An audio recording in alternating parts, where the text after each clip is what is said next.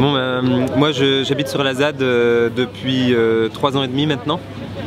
Je suis arrivé au moment de la réoccupation et je suis arrivé avec tout plein d'idéologies toutes faites. Et ce qui est vraiment intéressant, c'est que dans une expérience longue comme celle qu'on vit sur la ZAD, eh bien il y a tout un tas d'idées reçues qui peuvent tomber et qu'on abandonne au fur et à mesure parce qu'on se rend compte que c'est théorique mais que ça c'est pas quelque chose ni de désirable ni de fonctionnel. Notamment cette idée de la démocratie pacifique, non violente, policée quoi. Ce dont on se rend compte, c'est que de vivre sur la ZAD, comme c'est une expérience de long terme, eh bien, il y a beaucoup d'idées reçues qui tombent, d'idéaux avec lesquels on est arrivé et qui tombent, et notamment la question de la démocratie qui est quelque chose qui est vu comme un idéal indépassable. Et cet idéal-là, on se rend compte que, en fait, déjà il ne fonctionne pas, et en plus de ça, c'est pas ce à quoi on aspire. Alors c'est pas évident d'exprimer pourquoi on est en désaccord avec cet idéal de démocratie. C'est vraiment un idéal qui nous est présenté depuis toujours comme l'idéal indépassable et que si on est contre la démocratie alors on est pour la dictature. Or c'est pas du tout le cas. Alors bon, d'abord évidemment on pourrait critiquer la démocratie de par le fait que la démocratie c'est souvent la dictature de la majorité sur les minorités. Et on le sent tout particulièrement bien par le fait par exemple en ce moment après la consultation que la norme, la pensée dominante, eh bien, par nature elle est toujours majoritaire et que c'est pour ça que l'idée de l'emploi, l'idée de la légalité, tout ça ont tendance à être majoritaires dans cette démocratie de la majorité. On pourrait aussi cibler la critique seulement sur la démocratie représentative et le fait que cette représentation, elle nous dépossède du pouvoir politique, elle nous dépossède du pouvoir qu'on a sur nos vies. Ça aussi c'est quelque chose de très important. Mais souvent contre cette idée-là de la démocratie, on oppose la démocratie directe comme un idéal, comme une alternative. Et c'est intéressant, on se reconnaît quand même assez dans le direct, mais en même temps, ce mot-là de démocratie, même démocratie directe, c'est pas le terme qui décrit bien ce qu'on vit sur la ZAD, ni qui décrit ce à quoi on aspire sur la ZAD.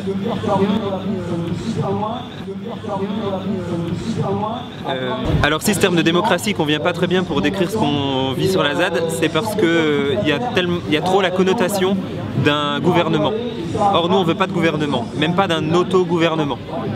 Et donc en fait plutôt pour décrire ce qu'on vit, on préfère l'idée d'une auto-organisation qui est horizontale. Alors plus concrètement en fait ça veut dire que à la ZAD il n'y a pas une seule façon de s'organiser, il y a plein de niveaux d'organisation différents, avec des formes d'organisation différentes qui se superposent les unes aux autres. Il y a plein aussi de façons de communiquer, il y a le ZAD News qui est le journal hebdomadaire interne au mouvement d'occupation où on peut échanger plein de textes, d'idées, d'annonces, etc. Il y a plein de façons de s'organiser, il y a aussi des façons spontanées et informelles, avec le risque évidemment que derrière ça crée des tensions, des désaccords. Voilà. Et donc tout ça, ça fait qu'il n'y a pas de gouvernance, de gouvernance centralisée sur la ZAD. On ne prend pas de grandes décisions qui s'imposeraient à tout le monde sur la ZAD. En tout cas, on n'en prend pas dans des moments de réunion ou dans des temps formels. Il y a quand même bien des grands principes qu'on a produits sur la ZAD collectivement, mais c'est seulement après des très longs moments, des très longues dynamiques. Par exemple, le texte des 6 points qui concerne la vie ensemble après la victoire contre l'aéroport. Eh ben, ces 6 points, ils ont le processus qui a abouti à ces 6 points, il a duré près d'1 an et demi de discussions, tout un cycle de réunions, de discussions, etc. Et ce qui est intéressant en fait, c'est pas tant le texte final qui s'imposerait de façon autoritaire qu'en fait tout le processus par lequel les discussions, les idées, elles ont fait des allers-retours et la façon dont ça a infusé parmi nous et la façon dont on s'est approprié ces réflexions-là. Enfin, quand je dis que sur la ZAD on ne désire pas le terme de démocratie comme un idéal, ça se voit aussi dans le fait qu'on revendique beaucoup l'action directe. L'action directe c'est quelque chose de très important pour nous, déjà dans la lutte, par rapport à l'action indirecte qui consiste à demander aux élus, aux représentants de bien vouloir, s'il vous plaît. L'action directe, c'est par exemple on bloque les routes, on occupe la ZAD, on squatte. Et l'action directe, donc c'est un outil de lutte, mais c'est aussi un outil de réappropriation de la politique et du sens de nos vies. Et l'action directe, elle est antidémocratique de fait, en fait, puisqu'elle ne demande pas la permission, quoi. Et donc à l'idée d'une légitimité démocratique, qui serait la légitimité du gouvernement, on oppose en fait d'autres formes de légitimité, par exemple la légitimité de la considération des générations futures, la considération du bien-être animal, des questions de vivre ensemble, etc. Qui sont autant de légitimités plus subjectives, plus diversifiées et qui parfois peuvent un peu rentrer en conflit les unes avec les autres, et on n'est pas contre cette idée du conflit. Pas plus qu'on est non plus contre l'idée que puissent s'exercer des rapports de force.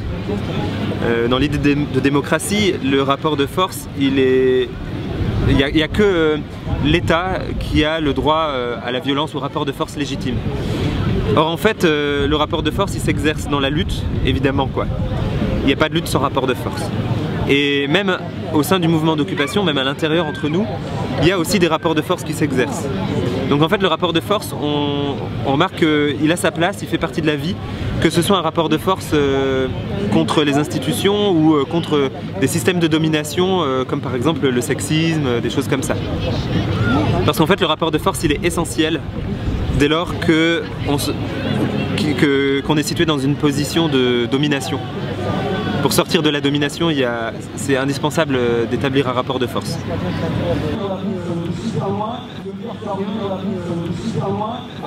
Donc en fait la critique qu'on peut porter sur la démocratie, elle va de pair avec l'idée d'une émancipation collective, de reprise en main sur nos vies, de reprise en main du politique, beaucoup plus directe que par l'idée d'une quelconque gouvernance. Et ça doit aller aussi de pair avec quelque chose de vraiment important, c'est la lutte, le refus des dominations. La lutte contre les dominations, que ce soit des dominations de classe, la bourgeoisie en fait, le capitalisme, ou que ce soit des dominations de genre, le sexisme, le patriarcat, ou d'autres dominations structurelles comme le racisme, ou comme l'agisme, les dominations liées aux catégories d'âge par exemple. Et sur la ZAD, on travaille beaucoup ces questions-là, à la fois avec la démarche d'une déconstruction collective, où on essaie de déconstruire la façon dont on a été construit socialement, dont ces dominations-là ont été structurées en nous, et avec aussi, quand ça s'impose, en fait, une lutte qui est assumée, quoi. Et avec de la fermeté, en fait, y compris en interne sur le mouvement, au sein du mouvement d'occupation. Et ça, c'est vraiment quelque chose d'important. Ça rejoint ce que je disais tout à l'heure, que le rapport de force, ça peut aussi, c'est quelque chose qui n'est pas à rejeter d'office en fait. Ce refus des dominations, c'est une des choses importantes qui s'oppose à l'idée que chacun ferait ce qu'il veut. Ça c'est une idée très libérale, et évidemment à la ZAD, si on n'a pas de loi, on n'est pas non plus pour cette idée libérale que chacun ferait totalement ce qu'il voudrait. Et d'ailleurs à ce propos-là, dans l'idée, il y a une phrase qu'on entend souvent qui nous dit que la liberté des uns s'arrête là où commence celle des autres. Et bien cette phrase-là, elle nous dérange pas mal. C'est pas totalement faux, mais ça traduit une vision, une pensée qui va très bien avec celle de la démocratie et qui n'est pas celle qu'on a envie de défendre. C'est la pensée, ce qu'on appelle le libéralisme existentiel. C'est la pensée que les individus seraient libres, c'est-à-dire qu'ils auraient une pensée autonome et qui ne pourraient pas être influencés par ce qu'ils sont en train de vivre, et que leurs interactions et l'exercice de leur liberté, ce qui caractériserait l'exercice de leur liberté serait en priorité le fait que ça pourrait nuire à la liberté des autres. Donc en fait on serait dans une sorte de compétition ou de nuisance potentielle les uns avec les autres. Et en fait, nous, du point de vue de ce qu'on vit, on vit plutôt l'inverse. On a plutôt l'impression que, au contraire, en fait, la liberté des uns s'arrête là où s'arrête aussi celle des autres. Et c'est précisément parce qu'ensemble, on assume de transgresser des règles, de transgresser la loi, de choisir nos modes de vie, de vivre comme bon nous semble, de privilégier une légitimité collective qui est la nôtre plutôt que la légitimité gouvernementale, démocratique.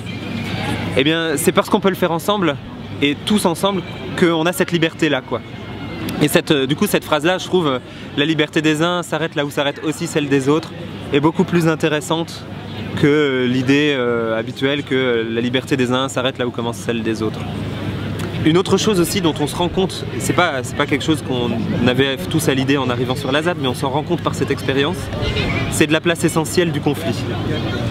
Le conflit il a une place essentielle dans la vie, parce que, pour le dire autrement, il n'y a pas de vraie démocratie entre guillemets sans débat, évidemment, et il n'y a pas non plus de débat sans des enjeux à se disputer. La dispute elle a une place primordiale pour faire bouger les lignes, pour l'intelligence collective, pour nourrir en fait la réflexion. A l'inverse, le gouvernement, eh bien, en imposant des lois qui sont tranchées une bonne fois pour toutes, eh bien, il nous dépossède des questions conflictuelles qui pourtant nous concernent. Donc cette dépossession, elle est vraiment, c'est une amputation quoi.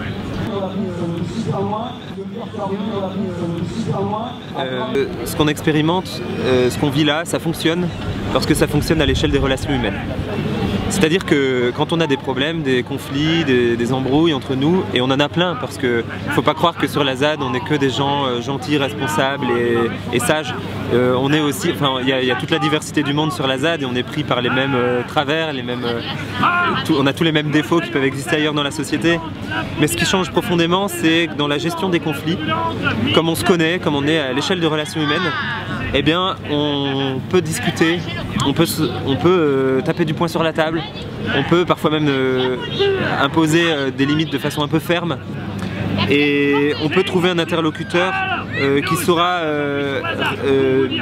démêler un peu une embrouille parce que cet interlocuteur, on sait qu'il a une relation de confiance avec telle et telle personne et ça c'est rendu possible par le fait qu'on s'organise à l'échelle de relations humaines. A l'inverse, les institutions, elles fonctionnent avec le système uniquement de la coercition, de la punition, qui est quelque chose de distant et de froid et de pas du tout adapté. Et je crois pas que ça puisse rendre les gens sociables. Voilà, donc nous on fait l'expérience inverse, on fait l'expérience que c'est en fonctionnant à l'échelle des relations humaines qu'on arrive à avoir une prise et un contrôle sur les possibles comportements déviants qui peuvent exister en société. Ce qu'on expérimente sur la ZAD, c'est un laboratoire très intéressant, mais c'est pas un laboratoire qui puisse nourrir une gouvernance à l'échelle nationale ou ni même à l'échelle d'une métropole comme celle de Nantes, c'est beaucoup trop grand.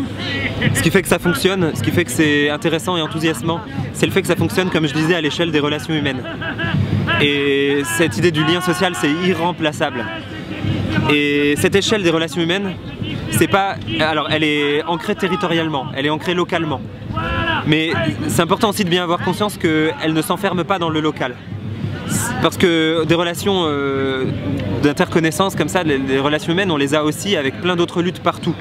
Avec Bure, là où il y a une lutte contre le centre d'enfouissement de déchets nucléaires, avec Sivins, avec la Notave en Italie, avec plein de luttes partout en fait, y compris jusqu'au Mexique où on est aussi en lien, quoi. On est allé les rencontrer, des gens qui sont en lutte contre un immense barrage.